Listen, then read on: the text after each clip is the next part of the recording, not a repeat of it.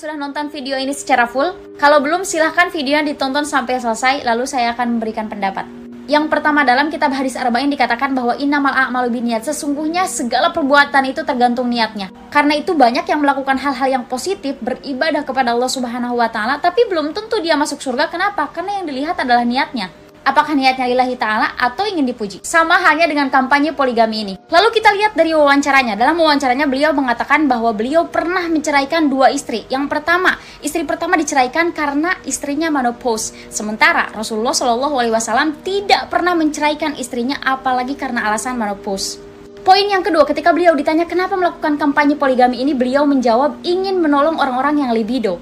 Berarti secara tidak langsung beliau sudah mengkambing hitamkan poligami yang sunnah untuk memuaskan nafsunya. Ingat, ciri-ciri perempuan yang solehah itu bukan dia ikhlas di poligami, tetapi dalam Al-Quran dijelaskan perempuan yang solehah itu adalah qonitatun hafidhatun, orang yang taat kepada suaminya dan orang yang menjaga dirinya. Taat pun masih ada tapinya, kalau suaminya menyuruh hal-hal yang negatif tidak boleh diikuti. Lalu poin ketiga, di video tersebut setidaknya beliau menjelaskan bahwa dengan kampanye poligami ini beliau sudah terbantu secara finansial. Jadi di sini sudah terlihat jelas konsep poligami yang dibawa oleh Rasulullah SAW dengan konsep poligami yang dikampanyekan oleh beliau jauh berbeda. Rasulullah SAW melakukan poligami untuk menolong perempuan-perempuan yang ditinggal meninggal dunia oleh suaminya tatkala perang. Sementara beliau melakukan poligami untuk memenuhi libido, sementara melakukan kampanye poligami mendapatkan finansial. Penegasannya di sini adalah poligami is not a business. Jadi jangan menjadikan poligami itu sebagai lahan bisnis. Yang kedua, poligami itu dibolehkan di dalam Al-Quran. Kita lihat Al-Qurannya. Ayat Al-Quran yang jadi dalil ini sudah terlihat jelas. Di sini dikatakan masna wa sulasa wa ruba fa in khiftum alla ta'dilu. Kalian boleh memiliki istri 2, 3, sampai 4 jika kalian mampu adil. Lalu kita lihat di surah An-Nisa ayat 129.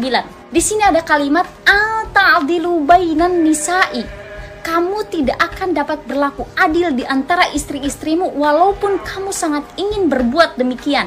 Jangankan seorang suami, seorang ibu yang hati nurani cinta kasih sayang untuk anaknya tulus dan tidak bisa ditandingi kemurniannya, masih ada perlakuan beda antara anak pertama, kedua, atau bungsu.